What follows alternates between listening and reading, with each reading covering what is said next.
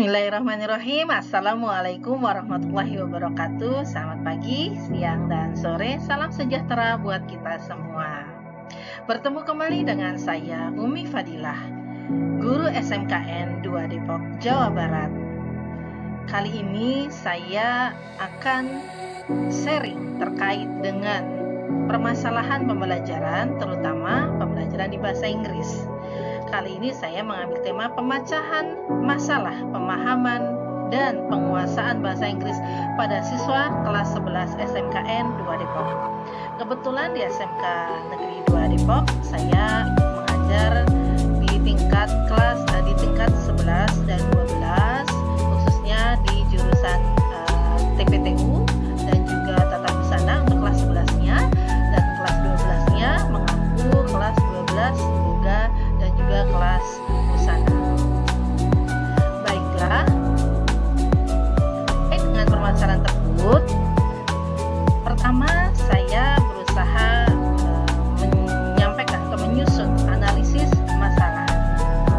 Yang pertama adalah siswa kurang menguasai vocabulary atau kosakata dalam bahasa Inggris dasar. Kemudian yang kedua, siswa malu atau enggan mencoba mempraktikkan bahasa Inggris dalam pembelajaran dan kehidupan sehari-hari. Mungkin ini masih ada kaitannya dengan yang faktor pertama tadi, bahwa karena memang lack of vocabulary atau kosakata dasar bahasa Inggrisnya masih sangat terbatas, mereka jadi malu, takut salah, dan juga mungkin ada keengganan untuk mempraktekkan berbahasa Inggris dan berkomunikasi dalam bahasa Inggris. Selanjutnya adalah beberapa siswa menganggap bahasa Inggris itu sulit, sukar, karena bahasa Inggris merupakan bahasa asing, bukan bahasa ibu mereka. Meskipun pada hakikatnya mereka mempelajari bahasa Inggris dari mereka duduk di sekolah dasar, sehingga terhitung sudah cukup lama ya, sekitar 9 tahun lebih mereka mempelajari bahasa Inggris. Berikutnya adalah, atau yang terakhir, siswa kurang mampu menguasai pelafalan kosakata dalam bahasa Inggris atau vocabulary. Jadi pada pelafalan beberapa kata mereka mengalami kesulitan, atau biasa disebut dalam bahasa Inggris itu pronunciation-nya mereka tidak menguasai dengan baik. Selanjutnya, sebelum menginjak ke slide berikutnya, setelah analisis tadi, saya ada quote terlebih dahulu. It always seems impossible until it's done, kata Nelson Mandela.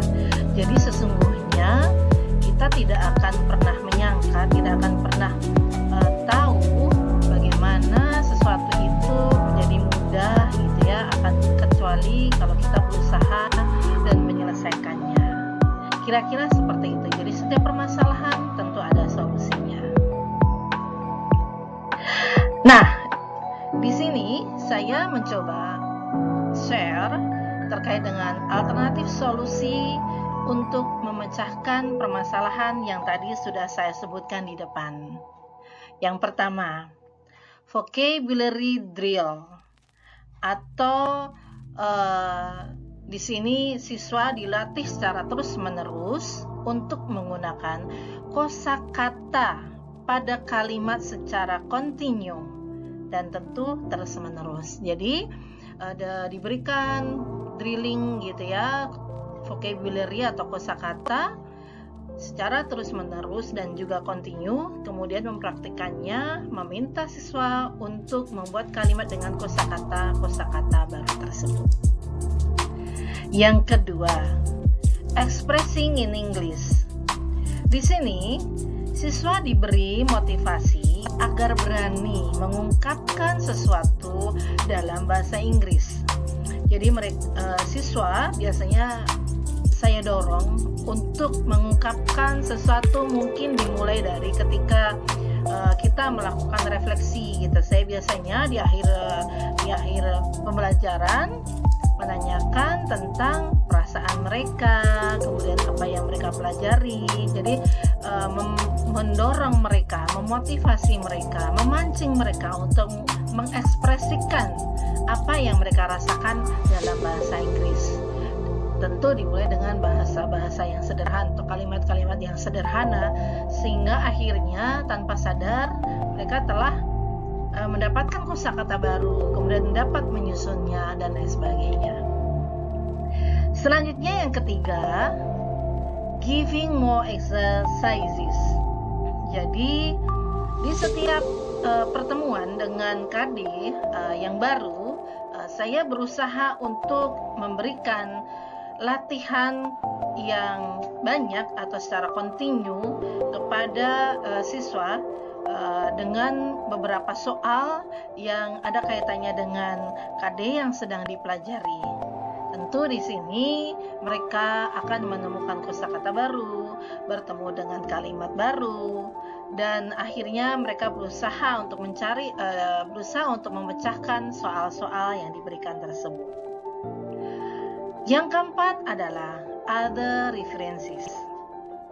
Selain mendapatkan informasi dari guru atau belajar di sekolah, saya selalu mendorong siswa untuk mencari sumber bacaan atau referensi digital lainnya. Sekarang sudah sangat banyak sekali, siswa bisa mengakses internet di mana saja gitu, terkait dengan informasi-informasi melalui browser, kemudian aplikasi-aplikasi yang lain, banyak sekali YouTuber, kemudian bahkan di IG ataupun TikTok yang fokus pada pembelajaran bahasa Inggris, Fluent in English dan lain sebagainya. Banyak sekali akun-akun orang-orang yang punya akun pembelajaran bahasa Inggris ini.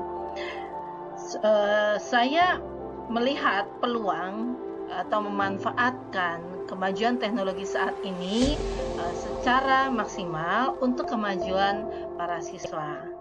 Nah, itu tadi ada 4 alternatif solusi permasalahan yang mungkin bisa dicoba oleh guru yang lain. Baiklah, setelah saya melakukan beberapa treatment, di antaranya 4 tadi yang selama ini sudah saya coba, memperoleh hasil sebagai berikut. Yang pertama, bertambahnya kosakata bahasa Inggris atau vocabulary siswa. Belibet nih. Kemudian, kenapa bertambah? Karena tentu dengan drill, kemudian memancing mereka mengungkapkan ekspresi mereka dalam bahasa Inggris, latihan banyak soal dan referensi digital ataupun buku atau bacaan dari sumber lain, tentu itu dengan sendirinya kosakata mereka tentu akan bertambah. Selanjutnya, siswa mampu merangkai kalimat dengan kosakata yang dimilikinya. Dengan kosakata baru tersebut atau kata baru tersebut, siswa mampu merangkai beberapa kalimat dengan kosakata tersebut. Dan hasil yang berikutnya adalah siswa jadi berani mengungkapkan beberapa ungkapan dalam bahasa Inggris. Jadi akhirnya berlomba-lomba ketika diminta untuk refleksi, mereka unjuk tangan atau jari menyampaikan bagaimana perasaan mereka hari ini. Kemudian kadang tanpa diminta mereka juga bertanya dalam bahasa Inggris seperti itu. Dan selanjutnya adalah siswa mampu menyelesaikan soal-soal bahasa Inggris secara mandiri. Jadi dalam beberapa pertemuan saya mencoba memberikan latihan soal yang dikerjakan secara kelompok. Kemudian kelompok itu dibagi dari hasil analisis penilaian sebelumnya, kelompok-kelompok yang kosakatanya lebih banyak atau lebih baik dalam pronunciation, dalam vocabulary, dalam grammarnya akan memimpin satu kelompok, kemudian menjadi tutor sebaya, dan itu sangat efektif sekali dalam pembelajaran. Selanjutnya adalah siswa mampu menambah wawasan dan pengetahuan bahasa Inggris mereka yang didapat dari berbagai sumber. Jadi selain menambah kosakata, mereka menambah wawasan dan juga mungkin cara mengungkapkan dengan kata lain sehingga membentuk kalimat lain untuk ekspresi-ekspresi tertentu. Itu didapat tentunya dari berbagai sumber yang mereka dapatkan. Demikian hasil yang diperoleh setelah treatment yang saya lakukan sebelumnya.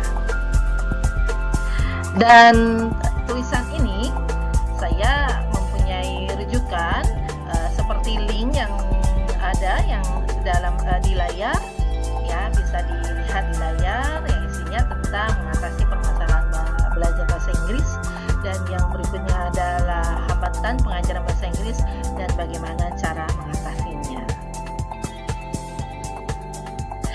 Dan terakhir sekali lagi saya ada 2 quotes untuk menyemangat kita bahwa do not ever give up. The beginning is always the hardest.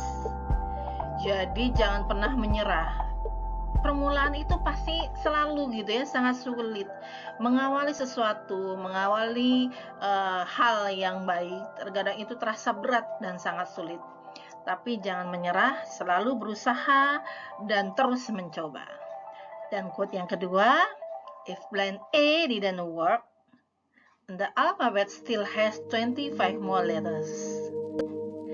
Jadi jika kita punya permasalahan, kemudian solusi gitu ya, contohnya kita ada solusinya mungkin seperti ini, namun ternyata nggak berhasil, masih banyak sekali, ibaratnya jalan menuju Roma itu 1000 jalan menuju Roma, seperti itu kira-kira yang bisa saya sampaikan. Demikian tadi yang dapat saya sampaikan terkait dengan sharing permasalahan pembelajaran, terutama dalam pembelajaran bahasa Inggris, terkait dengan pemahaman dan juga penguasaan kosakata bahasa Inggris siswa yang masih lemah, dan terkait dengan alternatif solusi yang saya tawarkan. Semoga bermanfaat untuk kita semua. Terima kasih atas perhatiannya. SMKN 2 Depok, 2 di hati, mendunia. Nuhun. Assalamualaikum warahmatullahi wabarakatuh.